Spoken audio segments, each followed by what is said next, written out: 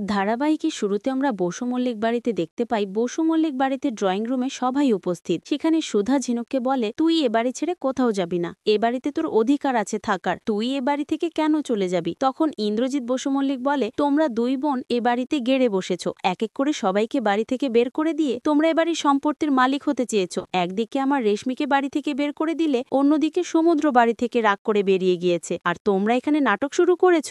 অন্যদিকে আমরা দেখতে পাই রেশমি দুধে আলতা পা দিতে কাচের টুকরা পায়ে কেটে যায়। তখন রেশমি বলে, এখানে কাচের টুকরা আসলো কোথা থেকে, আমার পা কেটে গেল। তখন রেশমির শাশুড়ি বলে, মা এখানে কোনো কাচের টুকরো নেই, তুমি আগে রিচুয়ালটা শেষ করো। এরপর ঝিনু কাটা পা নিয়ে হাঁটতে গিয়ে মাথা ঘুরে পড়ে যায়। এদিকে আমরা দেখতে পাই ইন্দ্রজিৎ বসু মল্লিক ঝিনুককে বিভিন্ন ধরনের কথাবার্তা বলে। তখন তেজ রেগে ধমক দিয়ে বলে, ম্যাজকা তুমি সেই তখন থেকে আজে বাজে কথা বলে যাচ্ছ, প্লিজ এবার একটু চুপ করো, তখন থেকে তোমার এই বাজে বাজে কথা শুনে যাচ্ছি, আমি কিন্তু আর সহ্য করব না। পরক্ষণে তেজ ঠাম্মিকে বলে, ঠাম্মি তুমি কিছু বলবে না, তুমি চুপ করে কেন দাঁড়িয়ে আছো? তখন ঠাম্মি বলে, ভালো লাগছে না দাদু ভাই, সবকিছু কেমন যেন এলোমেলো হয়ে গেল। এদিকে ইন্দ্রজিৎ বসু মল্লিক তার মাকে বলে, মা আমি তোমাকে বলেছিলাম এই দুই বউ বাড়ির সবাইকে শেষ করে দেবে, আমার কাছে মিলল তো। পরের সিনে আমরা দেখতে পাই তেজ সমুদ্রের বন্ধুদের কাছে ফোন দিয়ে জিজ্ঞাসা করে সমুদ্র তাদের কাছে গিয়েছে কিনা। একটু পরেই সমুদ্রের মা এসে তেজকে বলে, বাবা সমুদ্রের কোনো খোঁজ পেলি? জানি না ছেলেটা এখন কোথায় আছে। তখন তেজ বলে, তাকে আমি ওর সব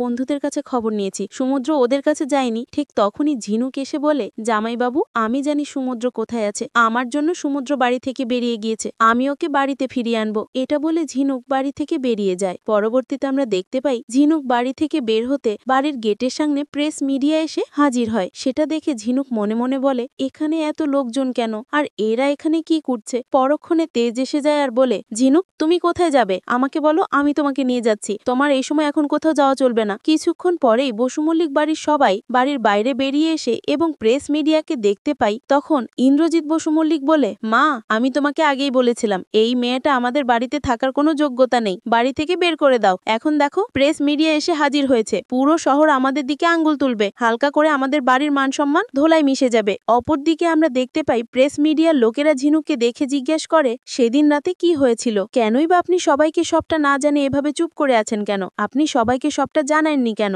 আপনার স্বামী যে বাড়ি থেকে বেরিয়ে গিয়েছে সেটার জন্য কি আপনি দায়ী? যখন তেজ বলে, প্লিজ আপনারা এখন এসব প্রশ্ন করবেন না, দেখতে পাচ্ছেন না মেয়েটা ওই দিন রাতের পর থেকে কেমন ট্রমাটাইজড হয়ে আছে, তার মধ্যে আপনারা যদি এসব প্রশ্ন করেন তাহলে ওর মন মানসিকতা কোথায় যাবে একবার বুঝতে পারছেন? কেন যেখান থেকে চলে যান, আপনারা সব প্রশ্নের উত্তর আপনারা সময় মতো পেয়ে যাবেন, কিন্তু এখন আপনারা এখান থেকে চলে যান আর এইসব নিউজ ছাপানো বন্ধ করুন। কোনি সুধা বলেওছে, কেন ঝিনুক কি কোনো অন্যায় করেছে, ও কেন মুখ লুকিয়ে থাকবে, যারা বা যে এরকম অন্যায় করেছে তাদের তো শাস্তি পাওয়া উচিত, মেয়েরা আজ সমাজে ওই সব বাজে ছেলেদের জন্য নিরাপদ নয়, তাদের শাস্তি দেওয়া উচিত, আর আপনারা সেদিকেই লক্ষ্য করেন। সুধার কথা শুনে প্রেস মিডিয়ার লোকেরা আশ্চর্য হয়ে ঝিনুককে জিজ্ঞাসা করে, ম্যাডাম আপনি বলুন আপনি কাকে সন্দেহ করছেন, ওই রাতে যারা আপনাকে কিডন্যাপ করেছিল তার মধ্যে আপনি কি কাউকে চেনেন, কাউকে কি আপনার মনে আছে? ঝিনুক কিছু বলতে যাবে তখনই ঝিনুকের শাশুড়ি বলে, মা তুমি এখানে এসব কথা বলো না, আমার রেশমিটা সবেমাত্র বিয়ে হয়েছে, এখন যদি তুমি রঞ্জার কথাটা বলে দাও তাহলে রেশমি অনেক কষ্ট পাবে, তুমি প্লিজ এসব কথা এখানে বলো না। তখন প্রেস মিডিয়া বলে, ঝিনুক ম্যাডাম তাহলে কি আপনার শাশুড়ি আপনার বিষয় সবটা জানে,